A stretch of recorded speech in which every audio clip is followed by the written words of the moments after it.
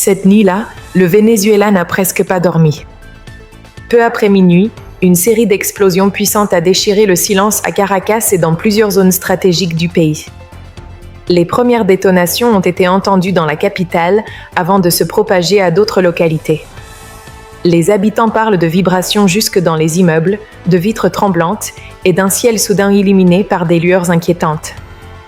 Très vite, des témoignages ont afflué. Des vidéos filmées à la hâte montrent des éclairs dans la nuit, suivis de lourdes déflagrations. Des avions auraient survolé la capitale à basse altitude, provoquant un climat de panique généralisé. Dans certains quartiers, l'électricité a brièvement été coupée, renforçant le sentiment de chaos. Les autorités vénézuéliennes ont confirmé que plusieurs zones civiles et militaires avaient été touchées, sans donner immédiatement de bilan humain précis. Dans un communiqué officiel, le gouvernement a dénoncé ce qu'il qualifie de « très grave agression militaire menée par les États-Unis », accusant Washington d'avoir franchi un seuil dangereux. Face à la gravité de la situation, le pouvoir vénézuélien a décrété l'état d'exception sur l'ensemble du territoire national. Cette décision permet notamment de renforcer la présence militaire, de restreindre certains déplacements et de contrôler davantage l'information.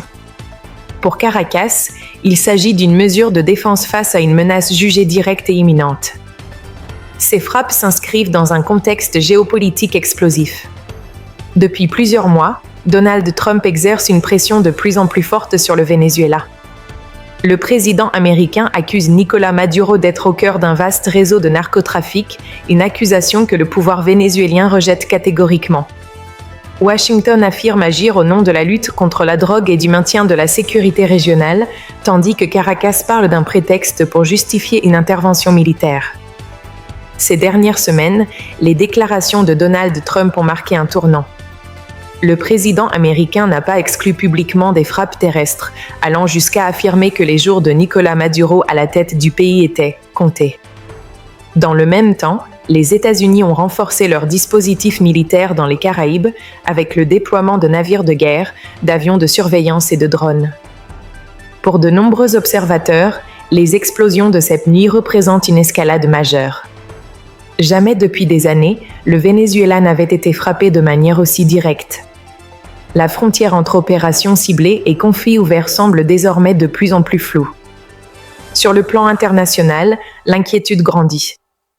Plusieurs pays latino-américains appellent à la retenue, craignant une déstabilisation de toute la région. Une confrontation prolongée pourrait avoir des conséquences dramatiques, non seulement pour le Venezuela, déjà fragilisé économiquement et socialement, mais aussi pour l'équilibre géopolitique du continent. À Caracas, l'atmosphère est lourde.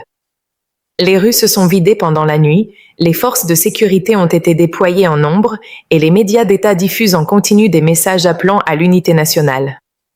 Pour beaucoup de Vénézuéliens, une question domine. S'agit-il d'un avertissement ou du début d'une intervention plus large ?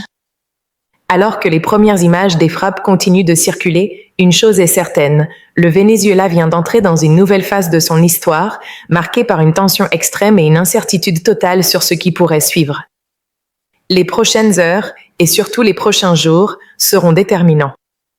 La réaction de Caracas, les décisions de Washington et la position de la communauté internationale pourraient redessiner l'avenir du pays, et peut-être bien plus encore.